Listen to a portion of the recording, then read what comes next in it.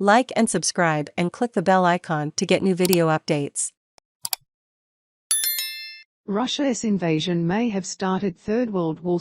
Russia's invasion of Ukraine may have marked the start of a Third World War, and Russian President Vladimir Putin must be defeated as soon as possible if the world wants to preserve civilization. That was the stark message that Hungarian-born billionaire and philanthropist George Soros delivered on Tuesday to attendees at the 2022 World Economic Forum in Davos, Switzerland.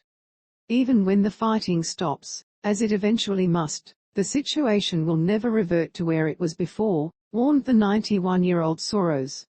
Other issues that concern all of humanity, fighting pandemics and climate change, avoiding nuclear war, maintaining global institutions, have had to take a backseat to that struggle. The former hedge fund manager, who is chair of Soros Fund Management LLC and founder of the Open Society Foundations, is famous for using his wealth to help foster open societies and create inclusive democracies with governments that are held accountable. But after the events of September 11, he noted, the tide began to turn against open societies. As a result, repressive regimes are now in the ascendance and open societies are under siege, he said Tuesday. Open societies have governments that are diametrically opposed to governments in closed societies, Soros noted. In an open society, the rule of the state is to protect the freedom of the individual. In a closed society, the role of the individual is to serve the rulers of the state. Speaking about Putin and China's leader Xi Jinping, Soros said they rule by intimidation, and as a consequence they make mind-boggling mistakes.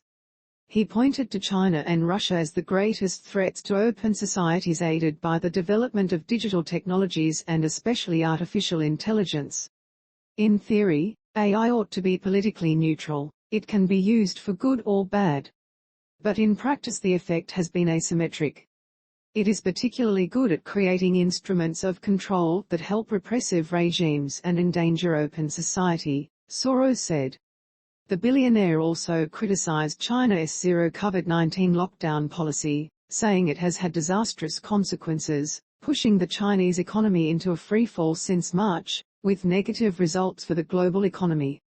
On a more uplifting but still somber note, he commended Ukraine for fighting for the Western world's values. I think Ukraine today is rendering a tremendous service to Europe and to the Western world and to open society and our survival because they are fighting our fight, Soros said. They have a really good chance of winning. We must give them all the support that they ask for.